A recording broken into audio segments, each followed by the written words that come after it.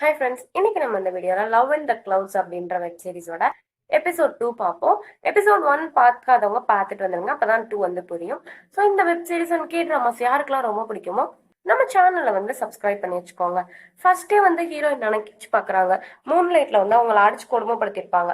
அதை வந்து சும்மா வந்து ஒரு ரீகால் மாதிரி நம்மளுக்கு போட்டு மட்டும் காட்டுறாங்க. இந்த சீனை அப்படியே வந்து கட் பண்ணா இங்க கிராணி வந்து சொல்றாங்க, இல்ல மிங்க வந்து உள்ள காணோம் அப்படின்னு சொல்லிட்டு நம்ம ஹீரோயினை காணோம் அப்படின்ட்டு ஜிபோன்சா கிட்ட சொல்றாங்க.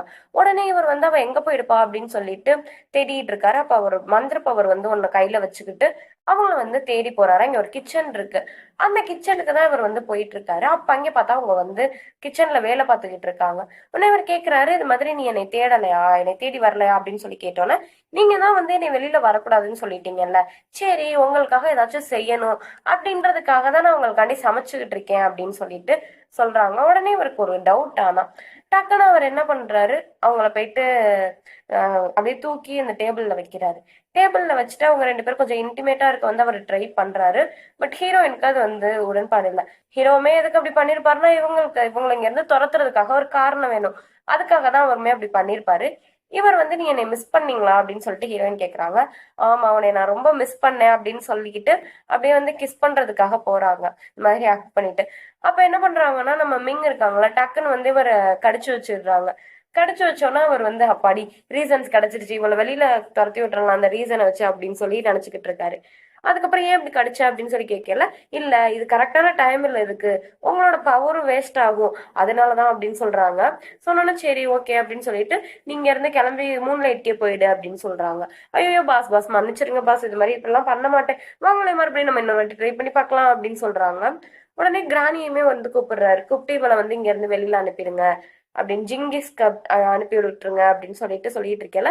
இவங்க அழுகைய வர வச்சுட்டு, ப்ளீஸ் எங்களை அனுப்பி விட்டுறாதீங்க, அங்க போனா என்னை கொடுமைப்படுத்துவாங்க, சாப்பாடு கூட தரமாட்டாங்க அப்படி இப்படி சொல்றாங்க. பட் இவர் அதுக்கு எதுவுமே வந்து கேட்கல. ரொம்ப நடிக்காத, நான் கண்டுபிடிச்சிட்டேன் நடிக்கிறத, நீ கிளம்பு அப்படின்னு சொல்லிட்டு கிராணிட்ட கொடுத்து விட்டுறாங்க. கிராணியா அங்க இருந்து இவங்களை வெளியில கூட்டிட்டு போயிடுறாங்க. கூட்டிட்டு போயிட்டு இருக்கல இவங்க சொல்றாங்க, ப்ளீஸ் இது வந்து ஒரு மிஸ் அண்டர்ஸ்டாண்டிங் தான், என்னை மறுபடியும் கூட்டு போயிடுங்களேன், நான் எல்லா வேலையுமே பார்ப்பேன் நல்லா, உங்களுக்கு கூட இது மாதிரி அசிஸ்டண்டா இருப்பேன் அப்படின்னு சொல்லிட்டு வாயை மூடாம பேசிக்கிட்டே இருக்காங்க. உடனே கிராணி வந்து நீ வாயை மூடு அப்படின்னு சொல்லிட்டு அங்க இருந்து எந்திரிச்சு வெளியில போயிடுறாங்க. உடனே இவங்க என்ன பண்றாங்க, 27 இருப்பார்ல, அவங்கள வந்து காண்டாக்ட் பண்றாங்க. இது மாதிரி உன்னை நம்பிதான் இருக்கேன், எப்படியாச்சும் என்னை காப்பாத்து அப்படின்னு சொல்றாங்க. உடனே 27 என்ன பண்றாரு, அவர் இங்க உட்காந்து பாத்துக்கிட்டு இருக்காரு, எல்லாத்தையும் பார்த்துட்டு வேக வேகமா வந்து அந்த ஊருக்குள்ள போறாரு. போயிட்டு இது மாதிரி அதை பரப்புறாரு. உனக்கு ஒண்ணு தெரியுமா, இது ஜீபோன் சாய் ஒரு காரியை கூட்டு போயிருந்தான்ல, அது வந்து இது மாதிரி வெளியில போய் அனுப்பி விட்டாராம் அப்படின்னு சொல்லிட்டு இருக்காங்க. அப்பதான் வந்து இந்த யான்சியோ இருக்கார்ல, அவர் போயிட்டு ஹான்ஃபங், இவர் தான் அந்த லார்ட் ஹான்ஃபங், இவர்கிட்ட போயிட்டு சொல்லிடுறாங்க இந்த மாதிரி அனுப்பி விட்டுட்டாங்கன்ட்டு. உடனே அவர் சொல்றாரு, அந்த 2 ஃபேரியையும் வந்து இங்க கூட்டிட்டு போ அப்படின்ட்டு. நெக்ஸ்ட் பார்த்தோம்னா ஜீபோன்சாயோட பாம்பு இங்க வருது. இவர் தான் வந்து அவங்களோட கூடவே எப்போதும் இருக்கிற அசிஸ்டன்ட். இது மாதிரி இவர் எல்லாத்தையும் வந்து பத்தி கேட்டு தெரிஞ்சுக்கிறாரு. ஏதோ ஒரு இடத்துக்காக போக சொல்லிட்டு இருக்காரு. இது மாதிரி போக சொல்லிட்டு இருக்கல, அந்த யான்சியோ இருக்காருல்ல, அவர் அந்த 2 ஃபேரிய கூட்டிட்டு வந்திருக்காரு அப்படின்னு சொல்றாரு. சொன்னோன்னா சரி இவங்களும் பார்க்க போறாங்க, எதுக்கு அவரை கூட்டு வந்திருக்காங்க அப்படின்னு சொல்லிட்டு பார்க்க போனா அப்பதான் சொல்றாங்க, நீ தான் இந்த ஃபேரி அனுப்பி விட்டில, உனக்கு இங்க எதுவும் வேலை ஏதாச்சும் தேவைப்படும் பண்றதுக்கு அப்படின்னு சொல்லிட்டு இதை வந்து நம்ம லார்ட் வந்து அனுப்பி விட்டாரு, இதை நீ ஏத்துக்கோ அப்படின்னு சொல்றாங்க. இல்ல இல்ல இதெல்லாம் ஏத்துக்க முடியாது, ஏன் டார்லிங் எனக்கிட்ட வந்து கோச்சுக்கிட்டு போயிருக்கா, அவளை போய் நான் சமாதானப்படுத்தி கூட்டிட்டு வரணும், இதெல்லாம் எனக்கு செட் ஆகாது, அவளுக்கு தெரிஞ்சா என்னை திட்டுவா அப்படின்னு சொல்றாங்க. சொல்லிட்டு இவர் அங்க இருந்து கிளம்பி போயிடுறாரு, எப்படியோ சமாளிச்சுட்டு அவங்கள கூட்டிட்டு வர்றதுக்காக. நெக்ஸ்ட் பார்த்தோம்னா மிங்கோட அண்ணன் இருக்கான்ல, அவனை காட்டுறாங்க. இவன் ரொம்ப சந்தோஷமா இருக்கான், அவன் வெளியில போயிட்டா தோத்து போயிட்டான்ட்டு. இது மாதிரி அவங்க அது மட்டும் இல்லாம 2 பேரா கொல்றதுக்காக அனுப்பியிருக்கான் நம்ம ஹீரோயினை. கொன்னுட்டா இவன் தான் வந்து கிரவுன் பிரின்சஸ் ஆயிடுவான். சோ அதனாலதான் இவன் இந்த வேலையெல்லாம் பாத்துக்கிட்டு இருக்கான். அந்த 2 பேரும் அனுப்பியிருப்பான்ல, அவங்க 2 பேரும் இங்க பேசிக்கிட்டு இருக்காங்க, மிங்க வந்து நம்ம தேடிட்டு இருக்கோம், அவளை எப்படியாச்சும் கொன்றணும் அப்படின்ட்டு. உடனே சொல்லிட்டு இருக்கல, இது எல்லாத்தையும் மிங் ஒட்டி கேட்டுக்கிட்டு இருக்காங்க.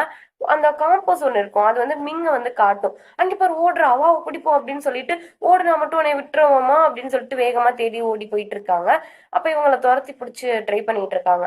எப்படியும் வந்து பிடிச்சிட்டு மந்திர கட்டு போட்டுறாங்க. இவங்க என்ன அவன் என்ன வராம இருக்காங்க, வரலன்னு நம்ம தான் களத்துல இறங்கணும் அப்படின்னு சொல்லிட்டு இருக்கல, கரெக்டா நம்ம ஜிபோன்சாய் வந்துடுறாரு.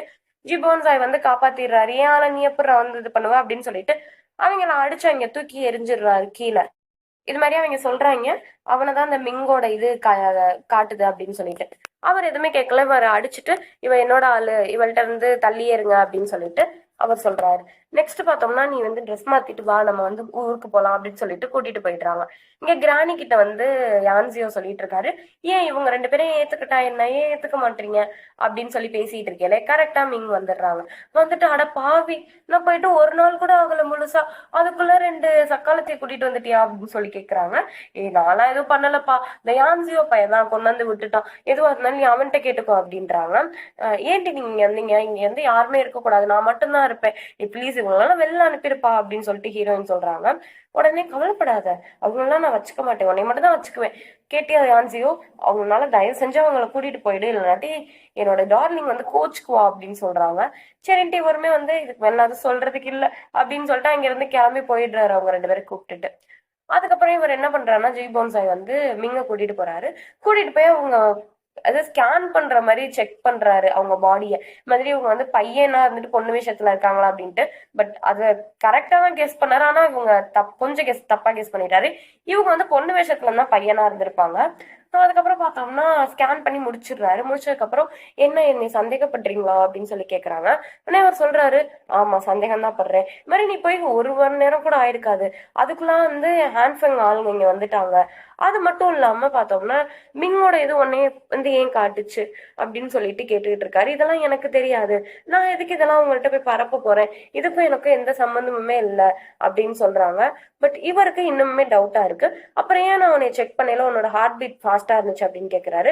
உடனே இவங்க வந்து கையை வச்சுட்டு அவரோட நெஞ்சில, இப்போ ஹார்ட் பீட் தான் ஃபாஸ்டா இருக்கு அப்படின்னு சொல்றாங்க.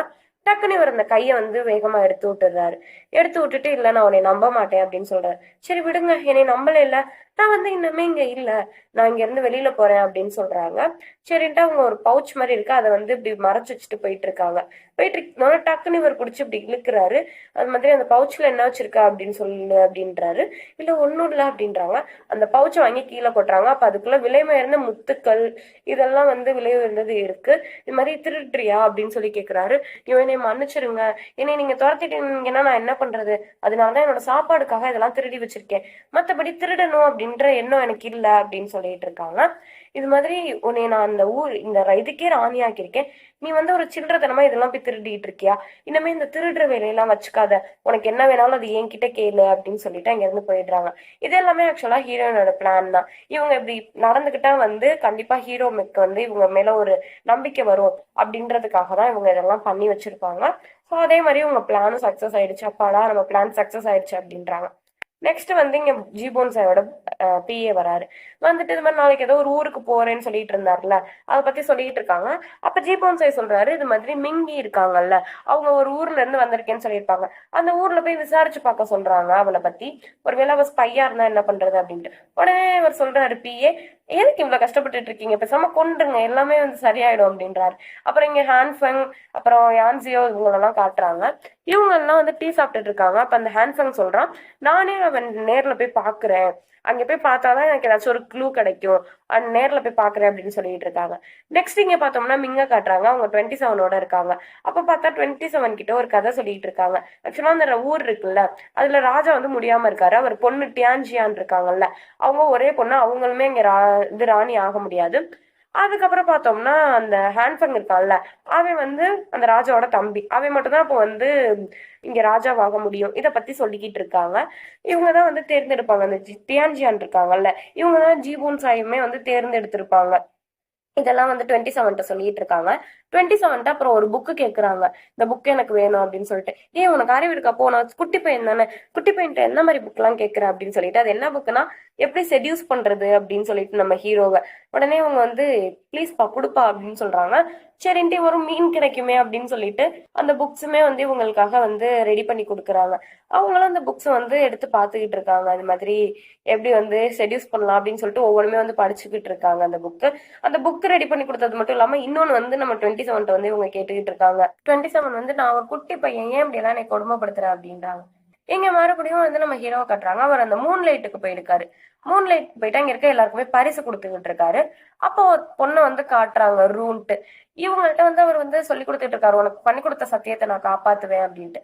அதுக்கு அந்த ரூ சொல்றாங்க, நீங்க தான் என் உயிரை காப்பாத்துனீங்க, அதுக்கு வந்து நான் என்னைக்குமே வந்து நன்றியோட இருப்பேன் அப்படின்னு சொல்லிட்டு இருக்காங்க. ரூவோட அப்பாவை தான் ஏதோ வந்து இவங்க பண்றத பத்தி பேசிட்டு இருக்காங்க, கொலை பண்றத பத்தி. நெக்ஸ்ட் இந்த புக்கை வந்து நம்ம ஹீரோயின் படிக்கிறாங்க. படிச்சுட்டு அதை செடியூஸ் பண்ற அளவுக்கு அவங்களுக்கு ஒரு ட்ரெஸ் வேணும் அப்படின்ட்டு கேக்குறாங்க 27ட்ட. ஏய், நான் சின்ன பிள்ளைய தானே, எதுக்கு இப்படி என்னட்ட இதெல்லாம் கேக்குறப்போ அப்படின்னு சொல்லிட்டு கோவப்பட்டு எந்திரிக்கிறாரு. உடனே அவருக்கு மீனை காட்டுறாங்க. மீன், அவர் கேட்டு தானே, அதனால அவர் மீனை காட்டணும்னு வந்து அவர் அப்படியே வந்து அமைதியாயிட்டாரு. அந்த மீனை சாப்பிட்டுட்டு அந்த கூடக்குள்ளேயே கிடக்குறாரு. இவங்க பார்த்தோம்னா செடியூஸ் பண்றதுக்காக போயிடுறாரு ராஜாவை. அப்ப பார்த்தா இங்க இருக்க எல்லாத்தையும் வந்து பாத்துக்கிட்டு இருக்காங்க. பார்த்துட்டு அந்த புக்கை வந்து படிக்கிறாங்க. படிச்சுட்டு அவங்க அந்த மேல இருக்க ட்ரெஸ் மட்டும் கழட்டி போட்டுட்டு அவரோட பெட்ல போய் படுத்துட்டு, அவன் வந்ததுக்கு அப்புறம் அவனை நம்ம எப்படி வந்து இது மாதிரி கூப்பிடுறது அப்படின்னு சொல்லிட்டு பாத்துட்டு இருக்காங்க. இதெல்லாம் எதுக்கு அப்படின்னா, அவருக்குள்ளதான் வந்து அந்த கோல்டன் மில்லட்டை மறைச்சு வச்சிருப்பாரோ அப்படின்ட்டு உங்களுக்கு ஒரு சந்தேகம். அதனால இதை வச்சு அவங்க ஈஸியா கண்டுபிடிச்சிடலாம்ல. அதுதான் வந்து இவங்க பிளான் பண்ணிட்டு இருக்காங்க. நெக்ஸ்ட் இங்க வந்து ஜிபோன் சாயை பாக்குறதுக்காக ஆன்ஃபங் வந்திருக்கான். இவன் வந்துட்டு இது மாதிரி இவர்கிட்ட வந்து பேசுறான். அப்ப இவன் சொல்றான், இது மாதிரி உனக்கு வந்து உன்னை வந்து எனக்கு முன்னாடியே எனக்கு பிடிக்கும், ஆனா உன்கிட்ட பேசல அப்படின்ட்டு. இங்க பார்த்தா நம்ம ஹீரோயின் வந்து அவங்களோட ஒரு ஆயுதத்தை இங்க பாத்துக்கிட்டு இருக்காங்க. அந்த ஹீரோ தான் எடுத்து வச்சிருப்பாரு. அந்த ஸ்பிரிட் மில்குள்ள 2 பேரும் ஃபைட் பண்ணிட்டு இருக்கல, அதை தொலைச்சிருப்பாங்க. அது மாதிரி அவங்க பார்த்து ஃபீல் பண்ணிட்டு இருக்காங்க. நெக்ஸ்ட் இங்க ஆன்ஃபங் வந்துடுறான். நான் உன்கிட்ட பேச வரலாம் அப்படின்ட்டு நினைக்கிறதுக்குள்ள டியான்ஜியான் உனக்கிட்ட வந்து பேசிட்டா, அதுதான் வந்து பிரச்சனை. இருந்தாலுமே நான் இப்பயும் உன்னை அட்மையர் பண்றேன் அப்படின்னு சொல்லிட்டு இருக்காங்க. ஆமா, நான் உனக்கிட்ட ஒன்னு கேட்கணும்னு நினைச்சேன். இந்த ரூமர்ஸ் கேள்விப்பட்டேன், இந்த மாதிரி உனக்கு கோல்டன் மில்லட் இருக்காமே, அது உண்மையா அப்படின்ட்டு வந்து இவர் கேட்கிறாரு. அதோட பார்த்தோம்னா எபிசோட் 2 வந்து முடிச்சிருந்தாங்க. இதுதான் வந்து எபிசோட் 2. எபிசோட் 2 பிடிச்சிருந்துச்சுன்னா நீங்க கமெண்ட்ல சொல்லிட்டு சேனலை சப்ஸ்கிரைப் பண்ணுங்க. நம்ம எபிசோட் 3 வந்து இனிமே வரப்போற இதுல வந்து பாத்துட்டு இருப்போம். இது மாதிரி ஃபர்ஸ்ட் எபிசோட் பார்க்கல அப்படின்னாலுமே வந்து நம்ம சேனல்ல வந்து நான் ஃபர்ஸ்ட் எபிசோட் போட்டிருக்கேன், மறக்காம போய் பாருங்க. தேர்ட் எபிசோட் யாருக்கெல்லாம் வேணும் அப்படின்றத கமெண்ட்ல சொல்லுங்க. வேற வெப் சீரிஸ் வேணும்னாலும் சொல்லிட்டு சேனல் சப்ஸ்கிரைப் பண்ணிக்கோ.